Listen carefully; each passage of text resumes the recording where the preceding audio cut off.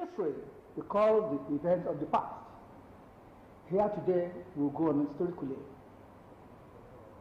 I have with me the great men of Egbaland, royalty, role into the chieftaincy, and of course, Abeokuta, the city, capital city of Ogun State, coincidentally, is the home state of Egba people. And the Egbas are historically known to have held their own all over the world, expressing themselves as socio-economic centers of the world. And here today, we're looking at public relations in the cosmopolitan city of Egbaland. I have with me His Royal Highness Oba Olufemi Ogunleye, the Towulade of Akinale of Egbaland, of Ogun Kingdom. You're welcome, sir. Thank you very much. The Towulade is a veteran public relations professional, veteran journalist, and he has rolled so many things into one. Here we are today having you. Thank you. You're welcome, sir. Thank you. And I also have a veteran journalist, a media guru, a man who has been a mentor to so many of us.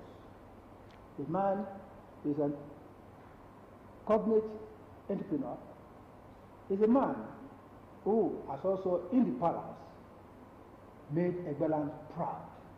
And I have with me Chief Layi LABODE, the AreBaaroyin of Egbaland. You're welcome, Chief. Thank you very much. It's nice having you here, sir. Thank you very much, and, my colleague. I must say that the history of Egbaland, and coincidentally, which is also which is having Abeokuta as the capital of the Egba people and Ogun State. Some people describe Abeokuta as a village of rocks. How did it grow into a cosmopolitan city? Thank you very much. Egba history in the past took place in the very glare of modern history. We are talking about 1830, but Egba didn't just start all of a sudden in Abeokuta. In fact, when the first wave of the refugees, of asylum seekers, of people looking for where to settle in peace and prosperity came here in 1830, they met some people here. But what we are talking about is how did it start? It's all started in the late 18th century, that's 1775 or so. Really? Yes. The Oloyo, you recall that Oyo Empire spread as far as Ghana, but there are many empires that are falling. We have Roman Empire, we have British Empire, and so on. So when corruption comes in, there are many things that will happen. So it was started by Lishabi, that is to organize rebellion. But the main wave arrived here in Abeokuta in 1830. Lishabi didn't actually get here. It was Shodeke, the generalissimo that led Egba here. And there were many groups. Egba means take, accept, accommodate. Perhaps, according to some people, Egba was given to people seeking their freedom from oppression by the Oyo people and the Ibadan people. Egba, when somebody is being oppressed, Egba, Wale, Egba. So it all started to form in 1830.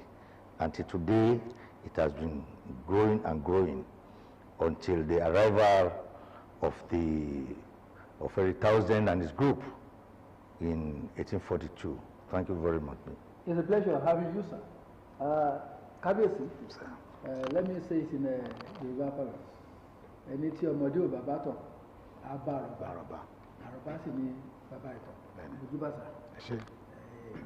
Well, that goes to say that there had been antecedents before Batch PRIMUS came in 1843.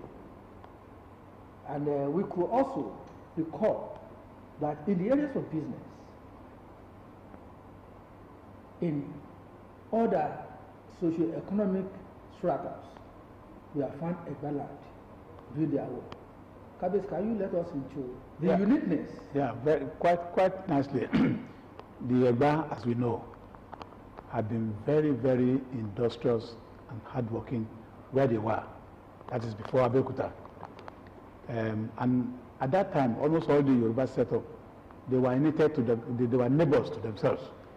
You had the Egbas, you had the Jebus, you had the Owu that I am part of.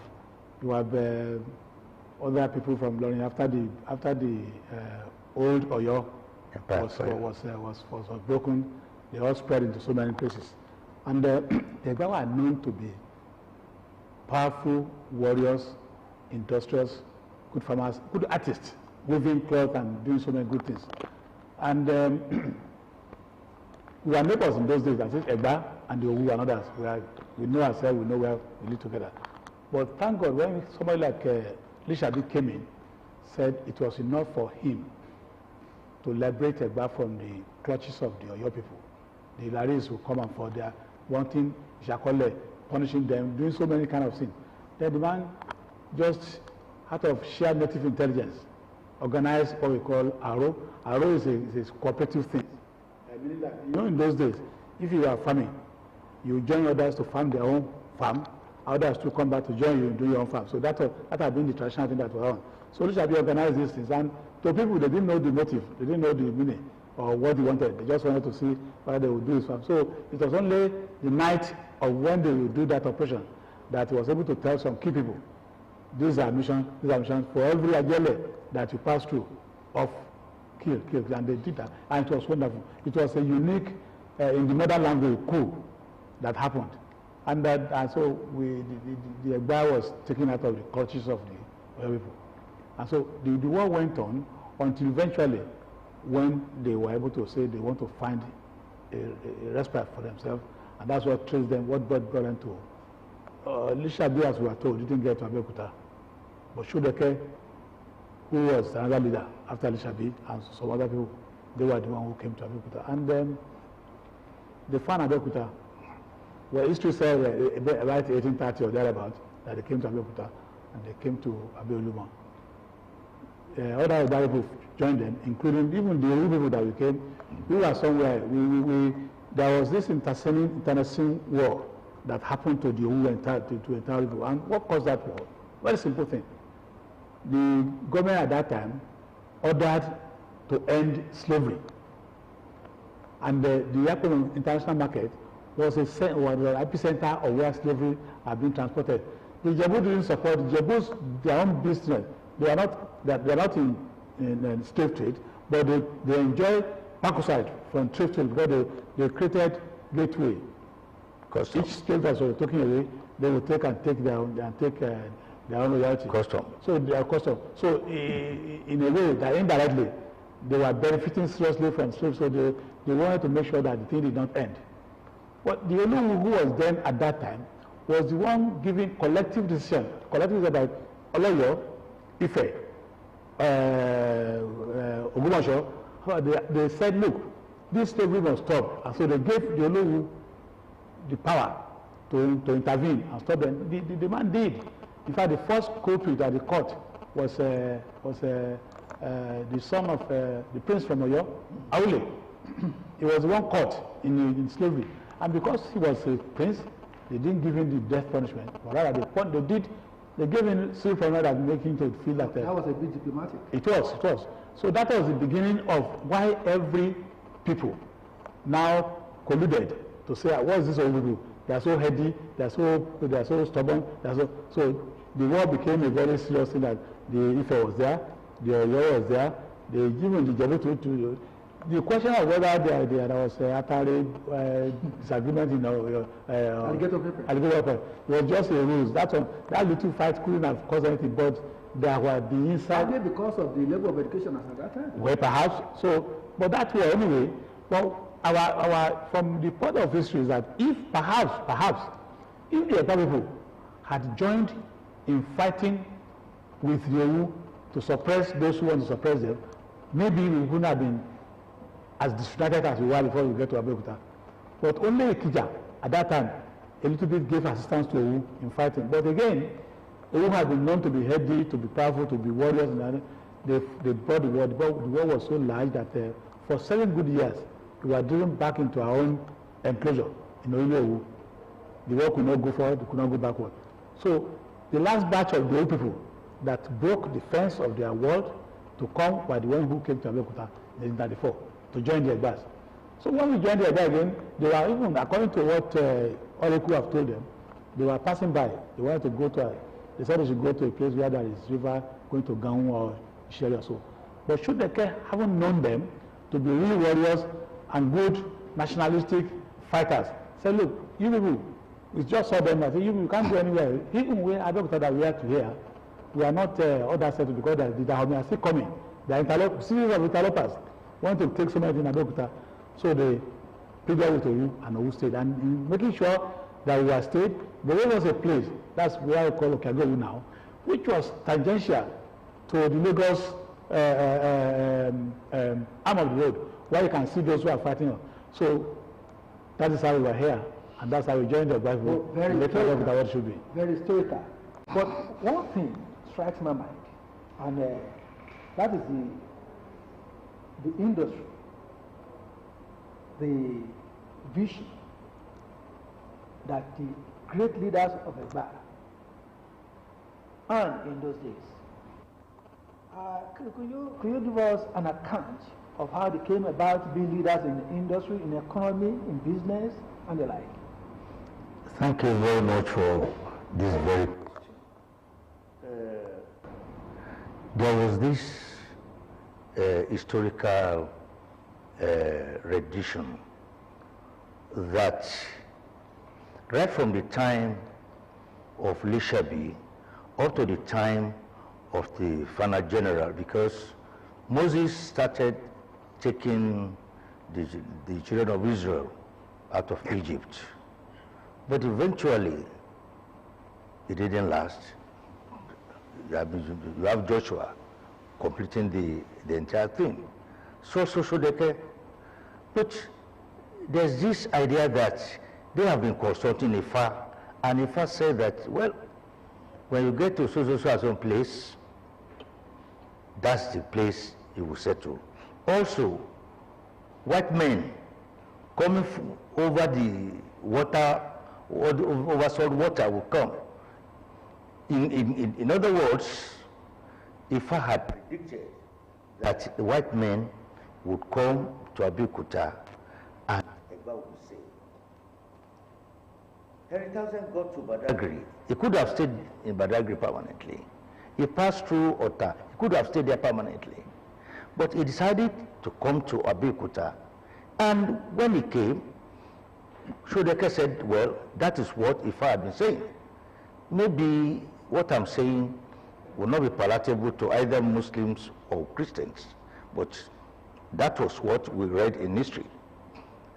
30,000 came with religion and trade and Western education. The missionary people? Yeah. The missionary 30,000. And when coming for the second time, he brought Ajay Crowther. In fact, Ajay Crowther not only did Yoruba alphabet, he also did Igbo alphabet. Yes. Quote me. Yeah. So, Western education started, trade started, and if you have ideas coming together, and if you're able to trade this and that is where we started. So they asked 30,000, what do you want? He said he wanted land. Okay. Do you want to become a trader? Look, I'm okay with my Ifa religion. the father told me that you will come. You want land, okay. And you want those people not to trouble this white man. Anybody that troubled him, he will use him to, he will sacrifice him to Ogun. Well, that is it. So that was how it all started. And Western education was it then. And at that time, British Empire was all over the world. Not even the great America today or Russia one, I mean, was greatest. So that was how it started. That we had the first medical doctors, we have the first this, and that was by dint of our acceptance of Western education. And don't ask me, because if you have a friend, because I've done many interviews as a reporter, and one prominent, a good friend of the media, you know him very well, I won't mention his name, would always tell us that without CMS, no Egbaland. Because he was alleging that the CMS armed Egba, and that was why attack from the north by the Badu and the Oyos could not come through. Attack from the west, as Maccabi said, by Dahomey could not come through. From the east, by the Jebus could not come through. And so we were protected and were able to learn from the idea of the British, trade, education, and religion. And that's why we were able to have the first. Thank you very much, AreBaaroyin. Kabiyesi, I want to look at the principle of public relations, or perhaps the approach that the Egbas utilized. I agree that the missionary people came to Egbaland, but I could also sense some very good human relations and diplomatic moves being made by the so-called leaders in those days. And that led them into exploring greatest opportunities that were in the world in those days. Can you give us, what were the benefits of the public relations approach that they adopted in those days? Thank you. Even the missionaries those days, I would say their activities were the foundation of what we call public relations today. Because it's not only they brought in evangelism, they put so many things in place to make sure there should be an element of public relations in convincing people to take their own religion. And not only that, even to educate us, to give us education. They are part of public relations to influence the people, to make sure we are on. Not only that, even the British people too, or those missionaries, they even join in physical fighting for war to defend Abeokuta. I read the story of I read about but was it but Freeman, Heritage and other one of them. They worked and they were like warriors going to war front to say this has to be the protection. Visionaries. Yeah, visionaries. And even the physical fight of the war, they led our people. You see, historians when they are writing, again I will say this, when they are writing the history of Egba, the writers of those days, our forefathers or our elders that wrote, they were particular if I mentioned the Egba people that fought. It's not only the Egba that fought the war. No. Correct. Okay. No. My own great-grandfather, Lapoleke, Akinale Balefa, from Papalanto, they were the militia from Owu that joined the Egba Life forces to fight. And I am a product of the war that happened at that time, and the program I will explain that to you. My great-grandfather, Lapoleke, who was the leader of the war with the fighters from Sango in those days, driving away the Dahomians. By Yesi or Miaota, they saw they saw a lady selling fried fish. And the old man came out of his house and said, look, are you a fool? You had noise, you had gunshot, then you still had the courage to be looking, to be selling, to be hawking the fish. They picked this girl on my grandfather's horse and brought her to Akinale. That man was the mother of Ogunleye, my grandfather. Oh, so who says I'm not part of the history? So when we were talking, some of our colleagues said, no, the word didn't come, the word didn't pass. I said, no, don't say so. I'm a witness, I'm an evidence of what happened. So our forefathers too joined in making Egba what we are today. Baro, Yeah. how did we sustain our culture in the midst of European incursion? Well, I won't call it incursion in the case of the early formation of Egbaland. Today, statistically, we say Egba comprises 143 townships. Maybe if I'm right, Egba Okiono is about 10 or 11, I'm not sure. Bago is about 17.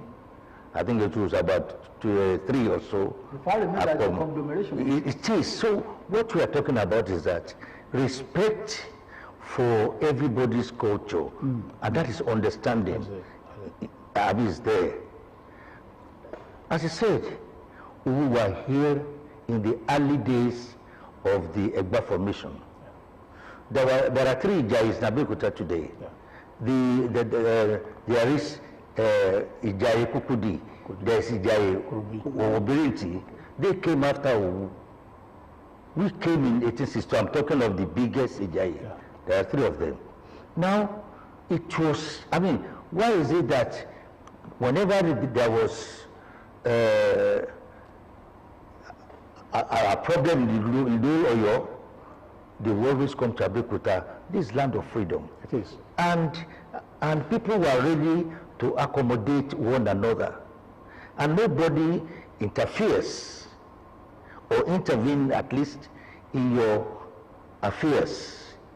Now, whatever you have brought to Abeokuta, I will just have to maintain. Yeah. And that's respect for human dignity, culture, social this and that, has been responsible largely for the sustenance of Egbaland. Egba is an amalgam It is. of various sub-ethnic groups. Alani Eguns are also here. Of course, Yeah, of course, you yeah. have Agoigun. Yes. Take Gbagura for example. You have Odoyo near Itoku. The Bagras are Oyos are there. You have Ago Ibadan people are there. You have this Awe. You have Ojagbo. You have Ido. All the 17, you have 2 Ijayis. They are basically from Oyo, seeking and eventually found peace there. And you have Uwu, they are here. You have Ijayis, they are here. You have Okidibo, they are here. In fact, you have Agwebi. And Egbaland is a best example of what you call a confederation. It is. Yeah, That was. Even you recall that even in the days of the British, when they wanted to give, when we were taking our first independence in Egba in 1898. 1894. 1894. All the people were called together. 1898. Alaki Yes, Alaki was the prime minister, or the head of state, Yes. and he made others as ministers. In fact, Of course. he was the minister of finance. Finance, yes. Kabiyesi, we're going to put a stop to this discussion Yeah. at this point. Okay. Of course, when we come next week, we're going to look at the areas of education, which accounted for so many educational institutions in Ogun State.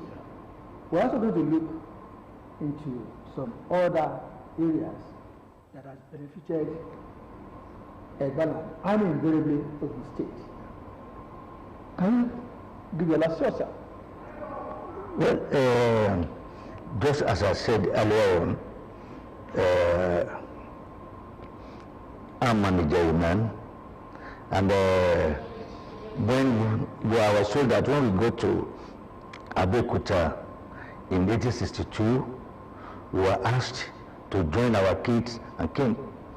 at either Ijakukudi or Ijawibirinti. But they said that, okay, we should come here. And since I read some documents from Maki, I discovered that it was God that has brought Egba people together. Thank God. We are unique, and what we have been having, I'm very proud that Egba is developing. It is on that proud note that we're going to end this chat for this moment. Until next week, I'm going to thank the AreBaaroyin of Egbaland. Thank you very much. And Kadesi. Thank you very much. Sure. It's a pleasure having you. Thank you. See you in the next week when we continue this discussion. Have a nice